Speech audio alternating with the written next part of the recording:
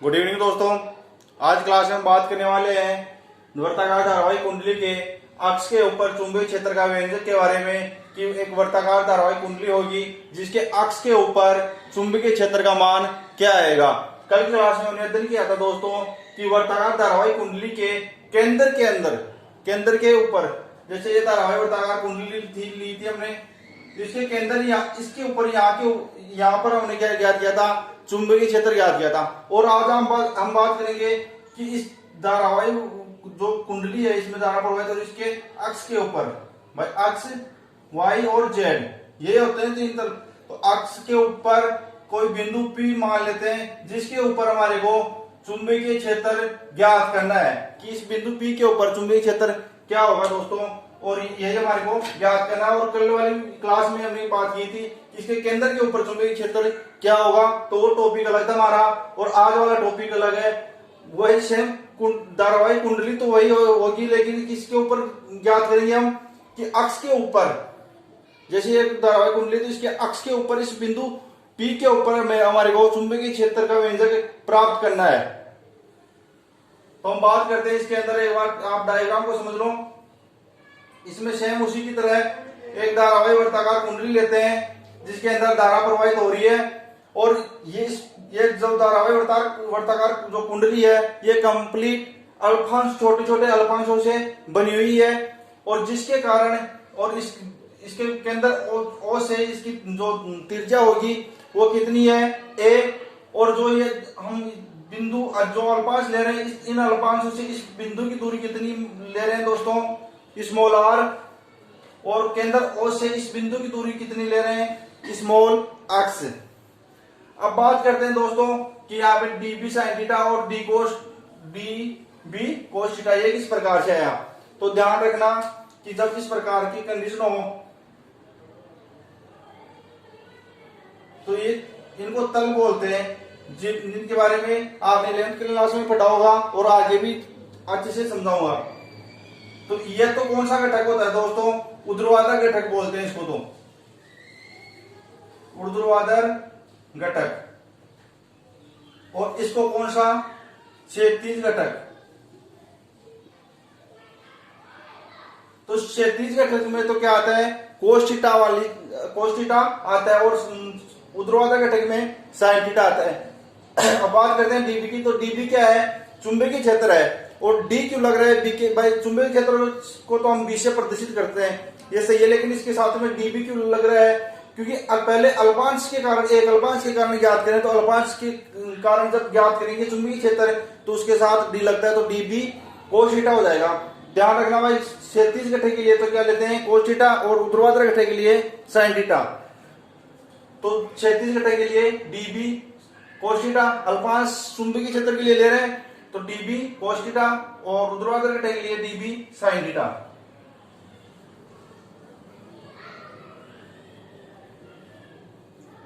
अब हमने बताया, हमारे को पता है कि ये जो धारावाहिक वर्ताकार जो कुंडली है ये अल्पांशों से बनी हुई है। तो हम जैसे यहाँ पे ये अल्पांश ले लेते हैं, और यहाँ नीचे ये ए बी अल्पांश और ऊपर सी डी अल्पांश ले लिया हमने, डी एल लंबाई का दो अल्पांश ले लिए, ए बी और सी डी। तो आप इस अल्पांश के कारण जितना इस बिंदु P के ऊपर चुंबकीय क्षेत्र आएगा, उतना ही इस अल्पांश के कारण इस बिंदु के ऊपर चुंबकीय क्षेत्र आएगा। तो हम दोनों अल्पांश ले लेते हैं ऊपर नीचे, तो दोनों में से एक का निकाल लेते हैं, तो सेम उसी की तरह इस नीचे वाले की तरह नीचे वाले का आ जाएगा, या आप नीचे वाले का आएगा वही ऊपर वाले का, ऊपर वाले अल्पांश के कारण बिंदु P के ऊपर चुंबकीय क्षेत्र आ जाएगा। तो हम ये ले लेते हैं O D और P, ऊपर वाला भाग ले लेते हैं इस तरह O D P, यानी ऊपर वाले अल्पांश के कारण हम बिंदु P के ऊपर चुंबकीय क्षेत्र ज्ञात करेंगे पहले।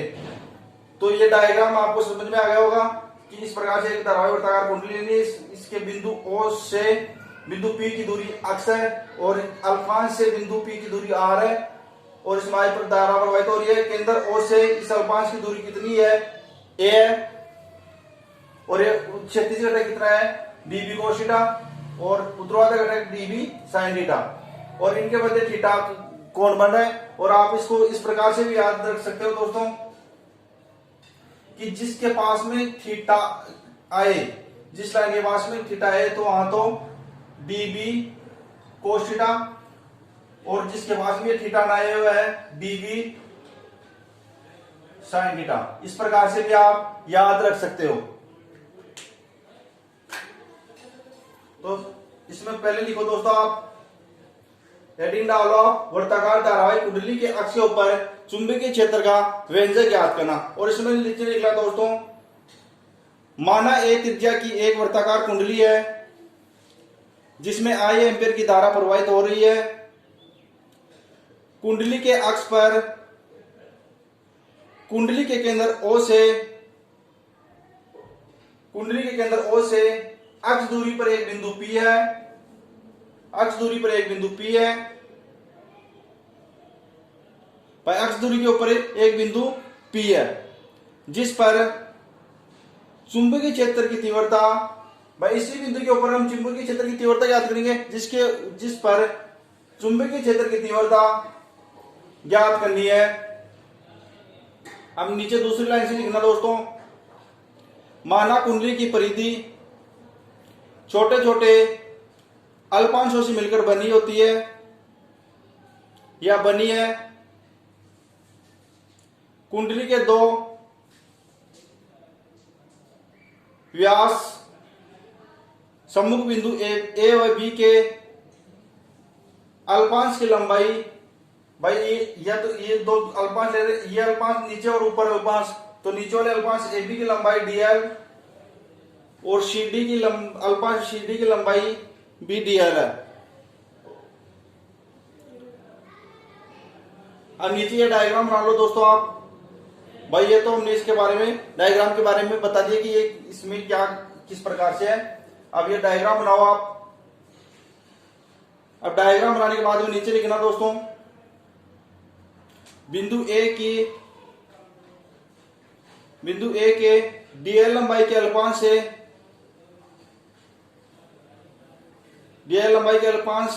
बिंदु P तक की दूरी, dl लंबाई का जैसे ये अल्पांश ले रहे हैं तो इस dl लंबाई के अल्पांश से बिंदु P तक की दूरी स्मॉल r है। कुछ नया नहीं लिखा रहा दोस्तों, जो मैंने डायग्राम में आपको समझाया है वही बात इसमें थ्योरी में लिखनी है, जिसे एग्जामिनर को पता है कि हाँ बच्चों को डायग्राम के बारे में आता है। दूरी r है। अल्पांश dl के कारण बिंदु P पर चुंबकीय क्षेत्र, अल्पांश इस dl के कारण बिंदु P के ऊपर चुंबकीय क्षेत्र क्या होगा, तो बायो-सावर्ट के नियम से चुंबकीय क्षेत्र dB इक्वल टू क्या होता है दोस्तों, μ0/4 pi IDL sin θ upon r², ये होता है। और ये ही बात मैंने कल जब इसके केंद्र के ऊपर चुंबकीय क्षेत्र ज्ञात किया था तब भी ये बात मैंने आपको बताई थी कि बायो-सावर्ट के लिए से चुंबकीय क्षेत्र अल्पांश के कारण किसी बिंदु के ऊपर बोल सकते हो या केंद्र के ऊपर भी कि चुंबकीय क्षेत्र क्या हो रहा था बायो-सावर्ट के लिए से dB equal to μ0/4 pi IDL sin θ upon r²। तो आप लाइन लिखना, अल्पांश dl के कारण बिंदु P पर चुंबकीय क्षेत्र। अब नीचे लिखना dB equal to μ0/4 pi IDL sin θ बटे r²। यह हो गया। अब यहां थीटा कितना है दोस्तों, भाई इसके मध्य थीटा कितना हो जाएगा, 90 डिग्री है। तो थीटा का मान जब 90 डिग्री है तो साइन 90 का मान कितना होता है, 1। तो dB equal to μ0/4 pi IDL बटे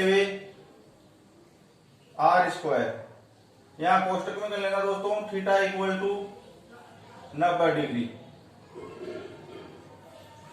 तो dB इक्वल टू कितना आया, μ0/4 पाई IDL साइन थीटा की, मतलब थीटा की जब हमने 90 रख दिया तो साइन 90 का मान 1, तो dB इक्वल टू क्या बता, μ0/4 पाई IDL बटे r²। ये बच गया। अब नीचे लिखना दोस्तों, चुंबकीय क्षेत्र dB की दिशा AB के लंबवत होती है। चुंबकीय क्षेत्र डीबी की दिशा एपी के लंबवत होती है या लंबवत होगी।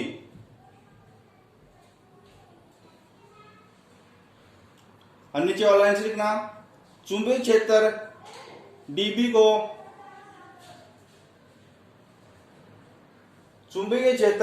को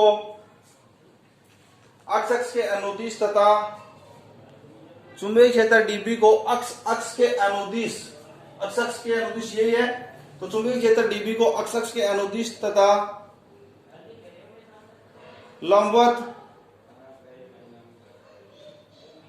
घटकों में विभाजित करने पर, भाई ये क्षैतिज घटक और ऊर्ध्वाधर घटक अक्ष के अनुदिश, लंबवत घटक और क्षैतिज घटक में हम विभाजित करें तो क्षैतिज घटक में तो डीबी कोस थीटा आ गया और ऊर्ध्वाधर घटक में डीबी साइन थीटा। अक्ष के अनुदिश तो करें हम क्षैतिज, क्या लिखा दिया था कि घटकों में विभाजित करने पर। नीचे लिखना लंबवत चुंबक जो लंबवत घटक डीबी कोस थीटा परस्पर लंबवत घटक डीबी कोस थीटा परस्पर निरस्त हो जाएंगे। भाई ये डीबी कोस थीटा जो क्षैतिज घटक है ये परस्पर निरस्त हो जाएंगे और क्या बचेंगे, ऊर्ध्वाधर घटक बचेंगे तो निरस्त हो जाएंगे। फिर लिखना आगे, विपरीत दिशा के कारण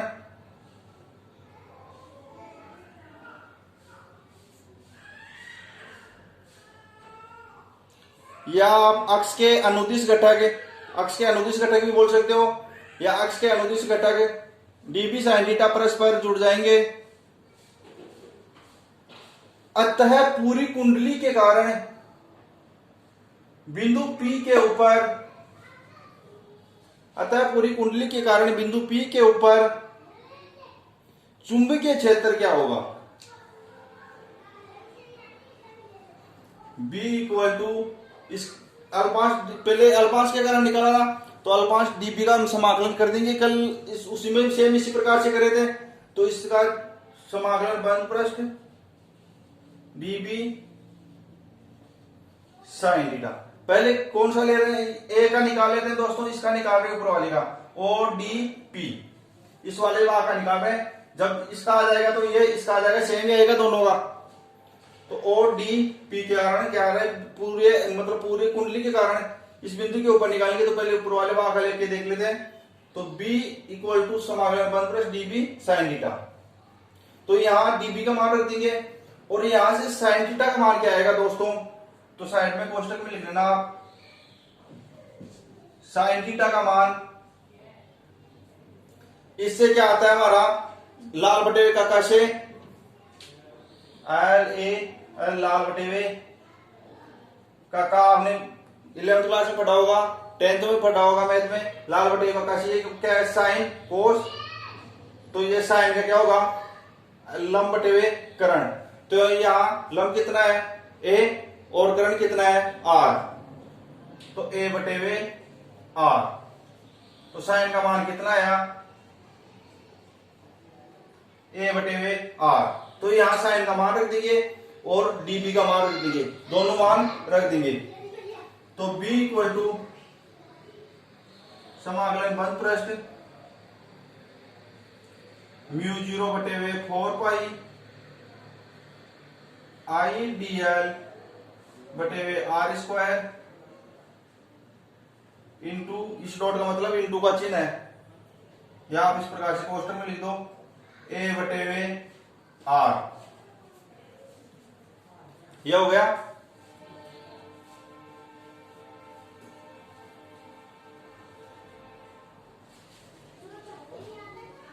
b इक्वल टू, अब यहां से दोस्तों जो बाहर आने वाले जो कांस्टेंट है उनको बाहर ले लेते हैं। यहां से कांस्टेंट क्या आ रहे हैं, μ0 आई, ये ए ऊपर वाले से गुणा हो जाएगा और आर नीचे वाले से। तो ऊपर तो क्या आ रहा है μ0 आई ए, dl अंदर ही इसका समाकलन होता है dl का, तो dl अंदर रहेगा तो ऊपर से तो आ जाएगा μ0 आई ए,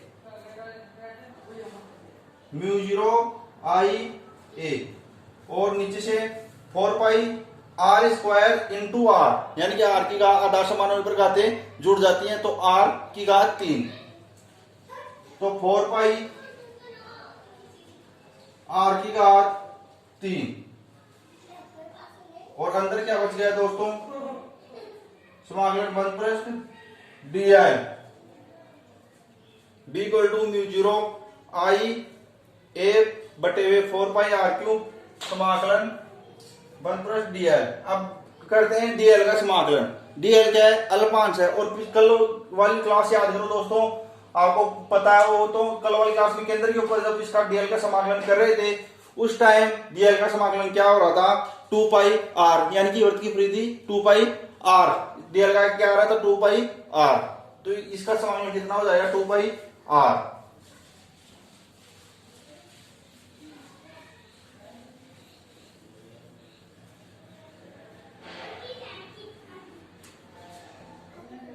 तो b equal to mu zero I A बटे हुए 4 पाई आर की घात 3 2 पाई आर। यहां से पाई कैंसिल हो रहा है, इस पाई से ये पाई कैंसिल हो रहा है, 2 एकम 2, 2 दूनी 4 कैंसिल हो गया। यहाँ एक आर है और यहाँ आर की घात 3 है, तो एक आर से एक आर की घात कट जाएगी, तो यहाँ कितनी बच जाएगी, 2 बच जाएगी। यानी कि एक आर की घात कट गई तो यहाँ कितनी बच गई, 2 बच गई। तो यहाँ क्या बच जाएगा दोस्तों,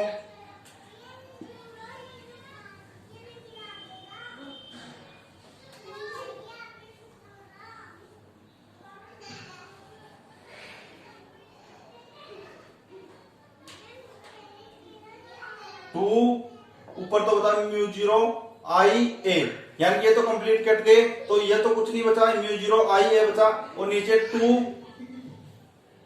आर की घात 2 यही बचा है कि नीचे भी कंप्लीट, यहां से 4 कट गया 2 से, और आर की घात 3 थी, तो ऊपर वाली एक आर से एक आर की घात कट गई, तो नीचे की क्या बच गया दोस्तों, म्यू जीरो आई ए बटे हुए 2 आर स्क्वायर, ये बच गया।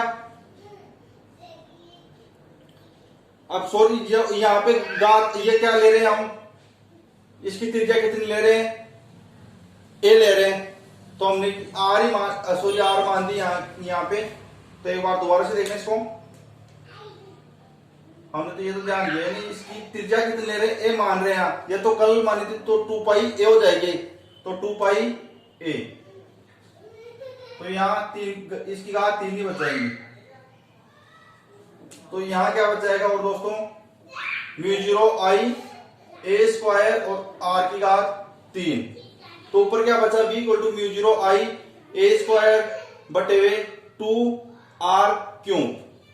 अब बात करते हैं दोस्तों, जब हम ये ऊपर वाला ये ले रहे हैं ओ डी पी, ऊपर वाला क्षेत्र ले रहे हैं हम, तो ऊपर वाले क्षेत्र के अंदर इससे आर का मान क्या आएगा ये निकालेंगे हम। तो आर क्या है, आधारित पाइथागोरस प्रमेय से क्या आता है दोस्तों, कर्ण स्क्वायर इक्वल टू आधार स्क्वायर प्लस लंब स्क्वायर। तो ये क्या है, आर कर्ण है, तो आर स्क्वायर इक्वल टू क्या आएगा हमारा, आप यहां लिख लेना पाइथागोरस प्रमेय से। पाइथागोरस प्रमेय को आपने पढ़ी होगी कि कर्ण स्क्वायर इक्वल टू आधार स्क्वायर प्लस लंब स्क्वायर, ये पढ़ी होगी। तो इससे क्या आएगा हमारा, आर स्क्वायर, कर्ण स्क्वायर क्या है, कर्ण क्या है आर, तो यानी आर का स्क्वायर इक्वल टू आधार ए है, और लंब क्या है, अक्ष है, तो या फिर आप अक्ष, तो ए स्क्वायर प्लस अक्ष स्क्वायर, ये भाई कर्ण स्क्वायर तो क्या हो गया, कर्ण की जगह आर, आधार ए, तो ए स्क्वायर प्लस लंब अक्ष, या फिर आधार इसको मान सकते हो इन दोनों को इस प्रकार से, या 2 प्लस 2, या 2 को इधर लिखो या फिर उधर लिखो, तो ए स्क्वायर प्लस अक्ष स्क्वायर इस प्रकार से लिख दिया। अब हम यहां से जब स्क्वायर हटाएंगे तो इसके क्या लग जाएगा दोस्तों, अंडर रूट लग जाता है, तो आर इक्वल टू क्या आ जाएगा हमारा, under root A square plus x square, ये आ जाएगा। आर का मान कितना आया, A square plus x square under root, और यहां से जब इसका अंडर रूट उठाते हैं तो आर का अब इसके ऊपर क्या घात 1/2 लग जाती है, तो ए स्क्वायर प्लस एक्स स्क्वायर की घात 1/2। तब जब ये मान इसके अंदर रखते थे हम,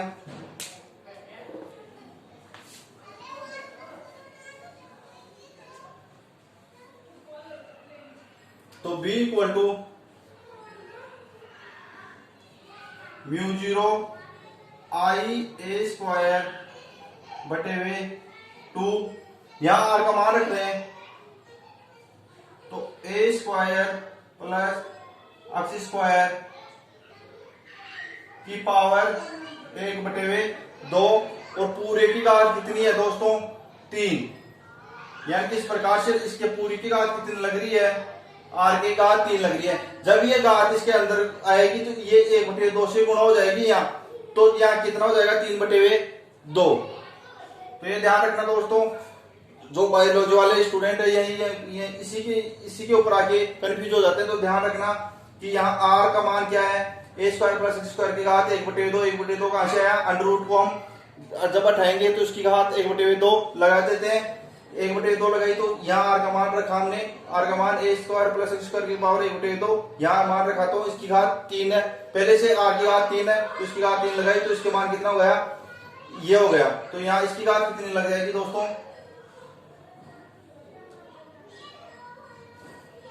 इसकी घात 3/2 लग जाएगी। तो ये हो गया हमारा चुंबकीय क्षेत्र का मान किसी बिंदु के ऊपर अक्सर जब धारावाही वर्ताकार कुंडली के कारण कि अक्ष के ऊपर चुंबकीय क्षेत्र का मान क्या होगा, तो ये हो गया हमारा बिंदु P के ऊपर चुंबकीय क्षेत्र का मान B equal to μ0 I A square बटे हुए 2 कोष्टक A square plus x square की पावर 3/2। इसका मात्रा को लगा दो दोस्तों, न्यूटन बटे एम्पियर इंटू मीटर। अब नीचे एक लाइन और लिखना कल वाले की तरह, यदि कुंडली में फेरों की संख्या n हो तो, यदि कुंडली में फेरों की संख्या n हो तो b equal to μ0 ni A square बटे हुए 2 कोष्टक A square plus x square की पावर 3/2 न्यूटन बटे हुए एम्पियर इंटू मीटर। ये आ गया दोस्तों हमारा किसी बिंदु धारावाही वर्ताकार कुंडली के अक्ष के ऊपर चुंबकीय क्षेत्र का व्यंजक, और ये आपको एग्जाम में करना है दोस्तों। एग्जाम की दृष्टि से बहुत ही इंपॉर्टेंट टॉपिक है, तो आप ध्यान से पढ़ना, ज्यादा हार्ड टॉपिक नहीं है। आपको जब वर्ताकार धारावाही वर्ताकार कुंडली केंद्र के ऊपर चुंबकीय क्षेत्र ज्ञात करना अच्छे से आ रहा है तो आप इसके अक्ष के ऊपर भी इसे ज्ञात कर सकते हो। तो यह हो गया आज की क्लास में हमारा वर्ताकार धारावाही कुंडली के अक्ष के ऊपर चुंबकीय क्षेत्र का व्यंजक किस प्रकार से ज्ञात करने हैं दोस्तों। और जो स्टूडेंट न्यू है उन्होंने यदि चैनल को सब्सक्राइब नहीं किया तो दोस्तों सब्सक्राइब करें, लाइक करें और दोस्तों को शेयर करना ना भूलें। जय हिंद।